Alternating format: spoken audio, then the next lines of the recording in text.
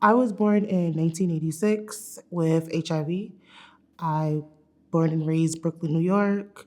My grandmother took me straight from the hospital due to my mom and my father. They both were IV drug users. My mom found out that she was HIV positive the same time that I was born. So when they told her, hey, it's not looking good for your baby, might have to make arrangements, she's not gonna make it. She didn't understand and was like, how did this even happen? And it was like, you. My core family was my grandmother and my sisters. I have three sisters. I have two older ones. I am sister three out of four. So out of all four of us, I am the only one who is HIV positive, which growing up, once I found out at the age of 9, pissed me off because it's like, Dad, I got the short end of the stick. I'm the only one. Fast forward to age 12, 13. Like I was acting out in between that, trying to process. I have HIV, but I can't talk about it. I lived in a very strict religious household, so talking back to your grandmother was not a thing. Trying to ask questions was not something that was normalized. Feelings was not normalized. You do not have feelings. There was no depression. There was no anxiety. There was none of that. It is you. This is what it is, and you keep pushing. And I tried that until I couldn't. And my sister was like, you are wilding out. You are doing too much. I'm gonna need you to find your people. Okay, I need you to learn what this is because you have to get it together. And that's what I did. I wound up being a health educator, and that was the early phase of me doing work. Dandelion Inc. was founded 3 years ago, inspired by Mary Bowman's poem. She's talking about her mother and she's talking about being different and the comparison to a dandelion, just a flower that's overlooked. And I started boo-hooing and I was like, I'm a dandelion. Oh my God. I'm an HIV flower. And I think for me, that's where the shift was, where I knew it's always been bigger than me. But for me, it was like, I wanna help them in whatever way I can. So, a lifetime survivor or dandelion is someone who is born HIV positive or contracted it through early childhood to the age of, I want to say, about 3. Lifetime, we've had it for literally a lifetime. We were born positive. This is all that we know. We can't tell you what it was like before we had HIV because, again, we've only had HIV.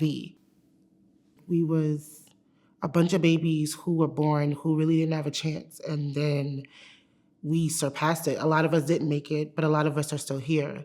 And it seems that as we got into the early 2000s, that protection that we once felt, that protection that we once had, it is gone. Yes, we're adults now and we have to fend for ourselves, but we're literally fending for ourselves with no data, no research. It was no concern for us for a really long time. The reason why people forgot us was because they were so focused on having a zero elimination when it came to babies being born. That was the focus. Too many babies were coming up born positive, and how can we get that to zero?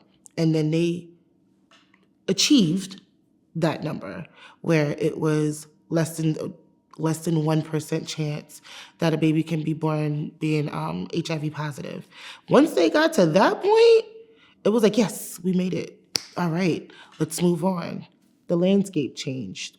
They kept going to everybody else until we took a stand about 3 years ago and said, no, what about us? Y'all dropped the ball. We are here. We're still here. I think the shift happened where everything kind of got integrated is when I became public, like fully public. It was at the age of 19, I begged my grandmother for me to be public. I said, Ma, please, like I want to tell everybody. And she's like, nope, for years. And she was like, I don't understand why you would want to do that. Like that's going to change your life. And I'm like, we're doing stuff. Like we had our own little support group. We would like go to different conferences and do presentations at like 17, right? And my grandmother saw that. She saw how like I lit up with that. and was like, you know what? I give you my blessing. So she gave me her blessing. I did this article in the Daily News. Lady called me, hey, it's coming out next week. And I said, okay, great. And then my grandmother died right before the article came out. And I was not only devastated because she passed, but devastated because she couldn't see, like, this is what you gave me permission for. One of the girls from group, she was like, hey guys, I'm pregnant. And she was maybe like 2 years older than us. And we were like, what do you mean you're pregnant? Like, we knew how babies were born, but we just was like, how? What do you mean? Is he negative? Like, how is this gonna happen? And she wound up having a beautiful baby. I think her baby was like 18 now. So when one of us had a baby and the baby was negative, it was like, what are we gonna do? Okay, I'm excited, but then also scared because it's still that apprehension of, all right, that happened for y'all too, but does that mean that that's gonna work for us? She was the first person. Then we saw somebody else who we knew from camp. They had a baby. And we was like, oh wait, people are really having babies out here. They were lifetime survivors. And then their babies were coming up negative. My doctor was like, yeah, Kim, have a baby. It's fine. Like, the baby will be fine. You'll be good. Like, it's a less than 1% chance. And I knew it because I worked in the field. But I think my doctor, my husband, the community of like everybody around me, where it made me feel like it was okay. Some of the challenges that I see as a lifetime survivor is the unknown. We don't know what's about to happen. We don't know what's going on in our bodies. But I think for a lot of us, we have been used as guinea pigs as kids, where they were feeding us medication and just hoping that something would land and something would stick. I know HIV ages you internally 10 years. So what does that look like for us who's born positive? We are now exhibiting in our 30s, like different type of Alzheimer's, heart problems, strokes. It's so many things that parallel to those who in the over 50 population. And a lot of us have so much hurt and a lot of trauma, childhood trauma, adult trauma, whether that's just processing you being born positive, taking the medication, disclosing your status, or just that internalized stigma that you have for yourself is something that is a process. It's something that is a big problem. So I want to say between the age of about 15 when I went to camp to about 26, I went to over 50 funerals of people who were born positive. And then the obituaries started stacking up in the prayer cards. And what made me count was when I was moving, and I'm counting like it's cash, the obituaries in the prayer cards. And I was like, how did I, how? Like, I didn't realize. I knew that they were gone. I knew that I didn't want to go to any more funerals. And I think when my last good friend, when she passed away, that broke me. That made me say I didn't want to do this work anymore. A lot of us, as we got older, it wasn't even just a giving up. It was a, what am I supposed to do now? Like, we made it past the death date that you gave us. We made it past 1.